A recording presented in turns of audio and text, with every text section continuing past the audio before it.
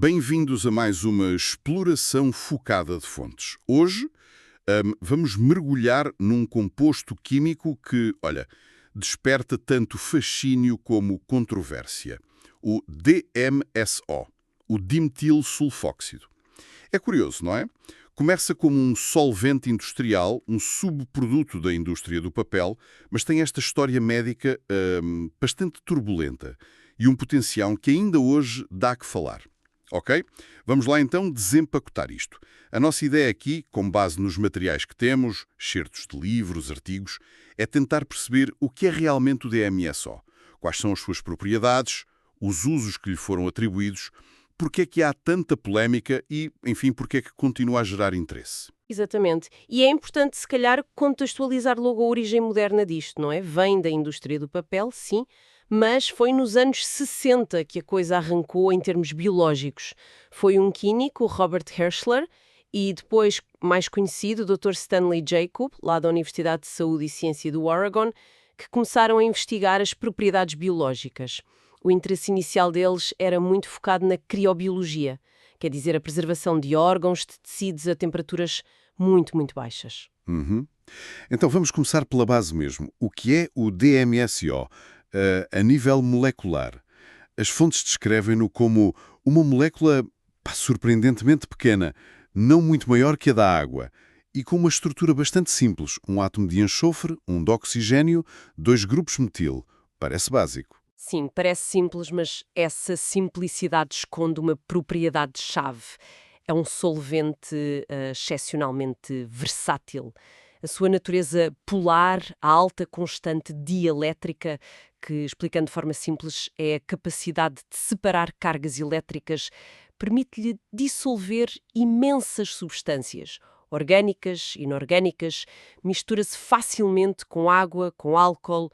Algumas fontes até dizem que é quase tão universal como solvente quanto a água. É impressionante. E tem também propriedades físicas peculiares. Li que o ponto de congelação é relativamente alto, tipo 18,5 graus Celsius. Exato. O que significa que pode solidificar se estiver um bocadinho mais frio. Mas, ao contrário da água, parece que não expande muito ao congelar, o que é uma vantagem. E recomendam guardar em vidro, certo? Por precaução. Sim, sim, o armazenamento em vidro é recomendado. E são precisamente estas propriedades físico-químicas que lhe dão características biológicas, digamos, invulgares. O tamanho pequeno, essa capacidade de interagir tanto com lípidos como com água, faz com que penetre muito rapidamente na pele e atravesse as membranas das células. Ok, então essa capacidade de atravessar a pele tão facilmente é uma faca de dois gumes, não é? Pode levar coisas boas para dentro, mas também coisas más. Precisamente. Daí a insistência nas fontes sobre a importância de limpar bem a pele antes de aplicar, para não andar a transportar contaminantes indesejados para dentro do corpo, lá está. Mas essa capacidade de penetração é que introduz a ideia central do DMSO como um veículo, um transportador, capaz de levar outras substâncias consigo para os tecidos. Uhum. E é aqui que reside muito do seu potencial e também da sua complexidade, não é? Podemos dizer que a chave inicial é mesmo esta: molécula simples, mas entra no corpo e interage de formas complexas. E foi essa capacidade que gerou aquele entusiasmo todo nos anos 60, quando o Dr. Jacob começou a investigar mais a fundo, não foi? O potencial parecia imenso, não só na criopreservação, onde ainda hoje é usado, acho eu, para proteger células estaminais e tecidos, Sim, ainda é usado. mas também noutras áreas. Sim, mas esse entusiasmo inicial, pronto, esbarrou rapidamente numa realidade mais complicada. Em 1963, antes de haver uma validação científica robusta, publicações revistas por pares, a imprensa teve acesso à informação da patente. E o resultado foi um certo sensacionalismo. Pintaram o DSMO quase como uma cura-tudo, o que, claro, desencadeou uma reação muito forte da FDA, a agência reguladora americana. E que reação! O material que vimos descreve coisas como rusgas ao laboratório do Dr. Jacob, acusações de falta de provas de segurança, apesar de algumas fontes mencionarem estudos preliminares, com muitos milhares de pacientes, que até indicavam baixa toxicidade se usado nas doses certas. Pois, o argumento principal da FDA era a falta dos ensaios clínicos controlados, que são, o padrão ouro da evidência médica. E no meio desta confusão toda, investigações que até eram intrigantes ficaram comprometidas. Um exemplo que as fontes destacam é o da doutora Charlotte Friend. Ela observou em laboratório que o DMSO podia fazer com que células de leucemia se diferenciassem, voltassem a um estado mais normal, digamos. Mas com a pressão regulatória, a falta de aprovação formal, foi muito difícil dar seguimento a essa linha de investigação. Interessante. Entra o fator económico. O DMSO vem da madeira, é relativamente barato de produzir e, crucialmente, difícil de patentear como um medicamento novo e exclusivo. Exato. Uma das fontes até cita um diretor da FDA da altura, J. Richard Kraut, a admitir que a falta de perspectiva de lucro desencorajava o investimento das farmacêuticas, mesmo reconhecendo que o composto parecia ter baixa toxicidade. Isso acabou por transformar o DMSO numa espécie de remédio popular, entre aspas, para muita gente sem acesso fácil pela via médica formal para muitas das condições onde parecia promissor. O uso ficou limitado, vende-se legalmente como solvente e tem aprovação para uso tópico em cavalos, uso veterinário. Curioso. Isto levou ao uso off-label, não é? Fora das indicações aprovadas, e a um certo mercado paralelo. A única aprovação formal da FDA para uso humano é para instilar na bexiga no tratamento da cistite intersticial, uma condição inflamatória crónica. Só essa. Só essa. E a controvérsia foi, digamos, cimentada por um relatório da Academia Nacional de Ciências em 1974. Basicamente disse que a evidência de eficácia era inadequada, apoiando a FDA. Portanto, a história do DMSO parece um exemplo clássico de como fatores que não são puramente científicos, económicos, regulatórios podem influenciar e muito o destino de uma substância com propriedades biológicas fora do comum. Sem dúvida. E essa história complexa levanta questões importantes sobre como é que a sociedade avalia e integra terapias que não encaixam bem nos modelos tradicionais de desenvolvimento de fármacos. Mas o que é que levou a tanto interesse e controvérsia? Que propriedades biológicas é que esta molécula tem de tão especial? Vamos explorar os mecanismos de ação que as fontes referem.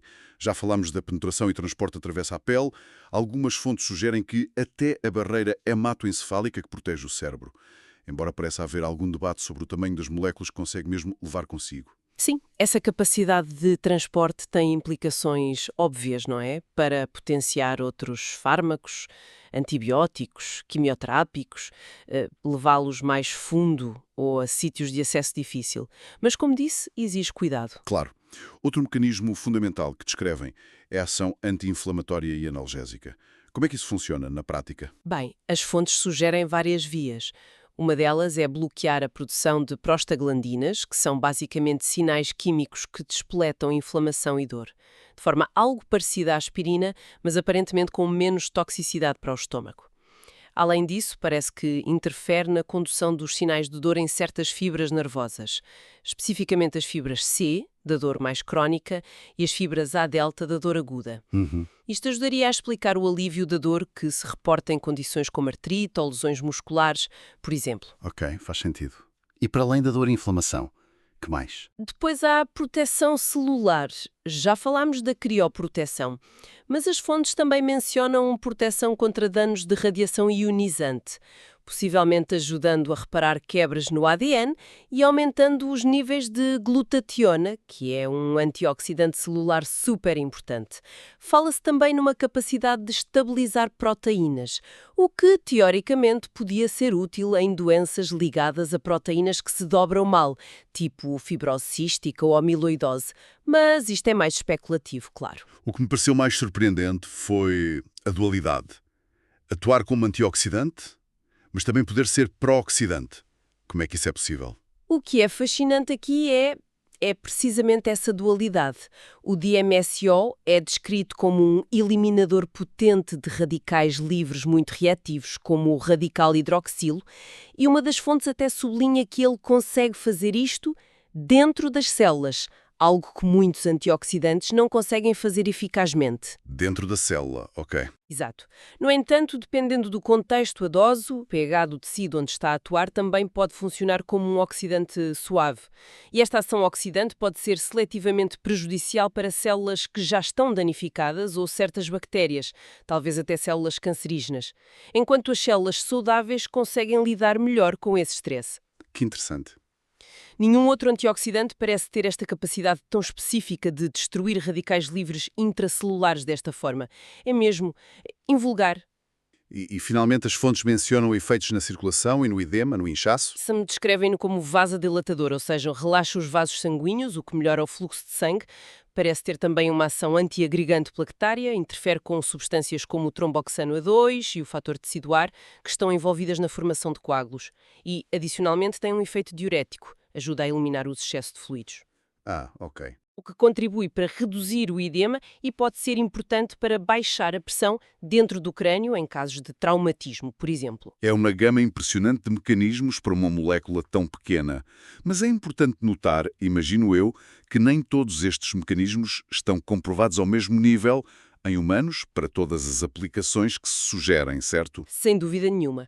Muitos destes mecanismos vêm de estudos experimentais, em laboratório, in vitro ou em animais. A confirmação robusta, com ensaios clínicos controlados em humanos, existe para algumas coisas, como a cistite intersticial que já falamos, mas é escassa ou mesmo inexistente para muitas outras. A ciência ainda está a tentar montar este puzzle, que é bastante complexo. Biológicas reportadas, não admira que as fontes descrevam uma lista enorme de utilizações terapêuticas. Vamos ver algumas das mais notáveis, talvez com exemplos concretos que encontramos. Na dor e inflamação, a artrite aparece muitas vezes. Sim, tanto a reumatoide como a osteoartrite. Uma das fontes até partilha uma história de uma senhora, a Ruth P. Lewis, que sofria de artrite reumatoide grave há 20 anos. Tinha imensa dificuldade em andar e, após tratamento combinado com DMSO intravenoso, tópico e oral, ela relatou que conseguiu voltar a andar sem ajuda e a fechar a mão, coisa que já não conseguia. Histórias como esta aparecem. Uau! Lesões desportivas também são uma área muito destacada. Há relatos de recuperação acelerada. Algumas fontes falam em metade do tempo esperado. Em atletas com lesões musculares, tendinosas... Metade do tempo. Isso é significativo. Pois é. Mencionam também tendinites, bursites, até dores neurálgicas como a do trigêmeo ou aquela síndrome de dor complexa regional, a CRPS. E na neurologia? O traumatismo craniano, o TCE, aparece com destaque, não foi? Sim, o Dr. Jacob defendia muito que o DMO podia reduzir rapidamente o inchaço cerebral e melhorar a oxigenação. Há menção a estudos em animais e alguns estudos preliminares em humanos que sugerem potencial neuroprotetor também no AVC. E na lesão da medula espinal, a LME? Embora aqui a evidência seja maioritariamente anedótica ou de estudos muito iniciais. Certo. Depois aparecem referências a esclerose múltipla, Alzheimer e ELA, mas de forma mais especulativa, diria. E na pele? Falou-se de queimaduras. Sim, as queimaduras são um exemplo muito citado pela resposta aparentemente rápida. Há uma história marcante num dos textos de uma criança com uma queimadura elétrica grave num dedo. O dedo ficou branco, cozido. Tratado imediatamente com DMSO puro, segundo o relato, o dedo recuperou totalmente. Outros usos incluem acelerar a cicatrização de feridas, úlceras de pressão ou aquelas que resultam do extravasamento de quimioterapia. Sim. E melhorias na esclerodermia, que é uma doença autoimune da pele. E mencionam a combinação com outros agentes, tipo hidroxuridina, para o herpes. E depois há uma variedade de outras condições.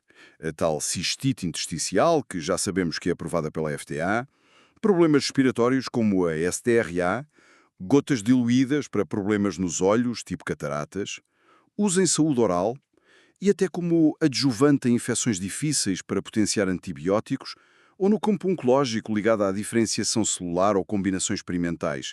A lista é longa. É, de facto, uma lista muito extensa. E é crucial voltar a frisar: a esmagadora maioria destes usos não tem aprovação regulatória formal.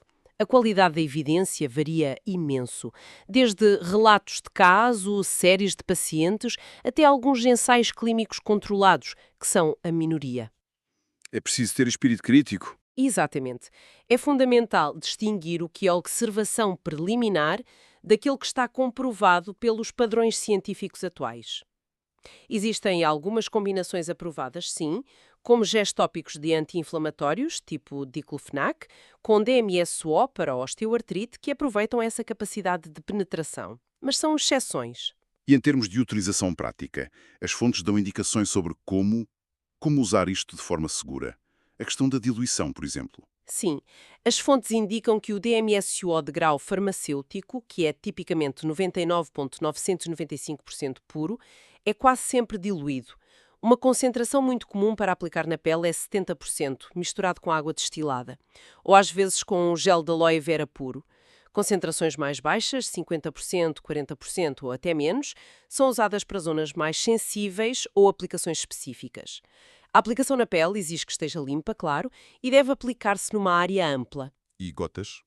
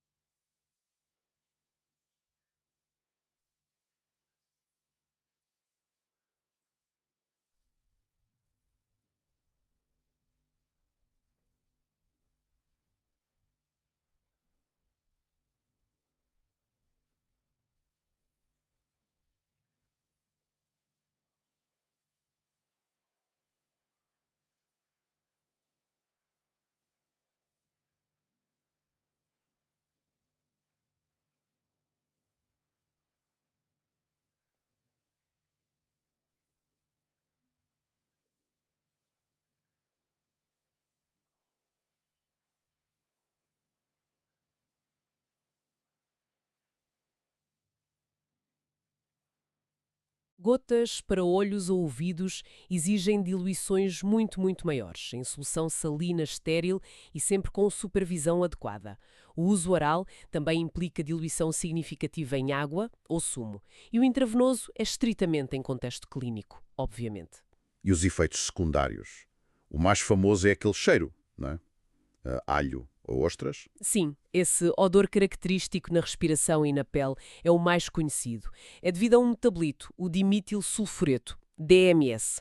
Curiosamente, parece que nem toda a gente o nota ou produz da mesma forma. Ah, interessante. Outro efeito comum, sobretudo com concentrações mais altas, é a irritação na pele. Ardor, comichão, vermelhidão. A sensibilidade varia. Uma fonte até sugere que os níveis hormonais, como o estrogênio, podem influenciar. Aplicar aloe vera depois pode ajudar a acalmar. Fala-se também de reações de desintoxicação ou crise de cura. O que é que as fontes dizem sobre isso? Mencionam que pessoas com dietas talvez menos equilibradas ou com maior exposição a toxinas podem sentir sintomas temporários, fadiga, dores de cabeça, náuseas ao iniciar o uso, especialmente com doses mais altas ou uso sistémico.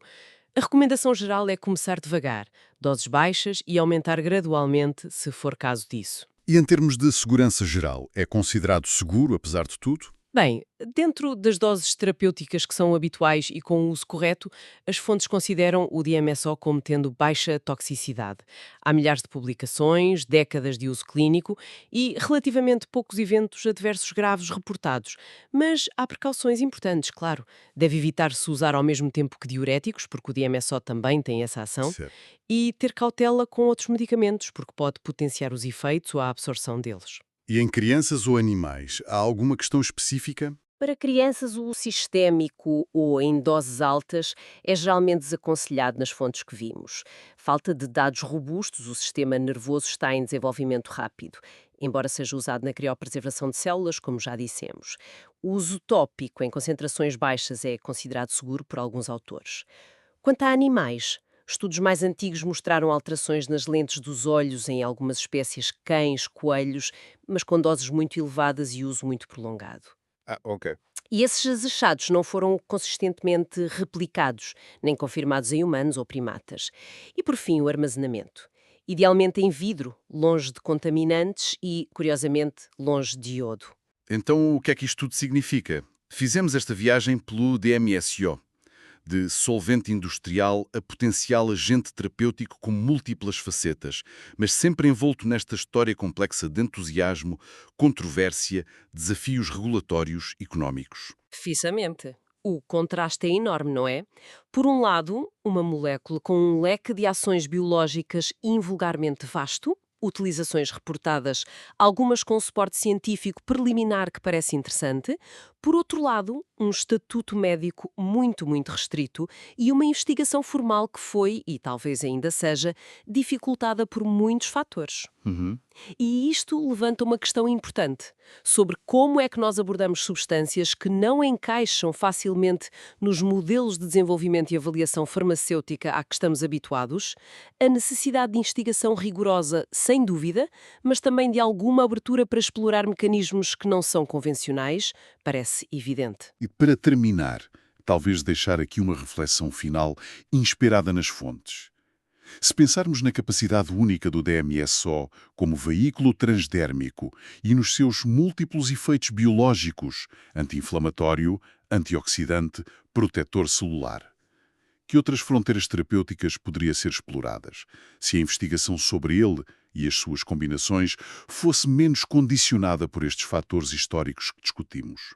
Ou, olhando de forma mais ampla, o que é que a saga do DMSO nos ensina sobre os desafios de validar e integrar abordagens terapêuticas consideradas não convencionais, mesmo quando têm um racional biológico que é, no mínimo, intrigante? Fica a questão no ar. Até à nossa próxima exploração.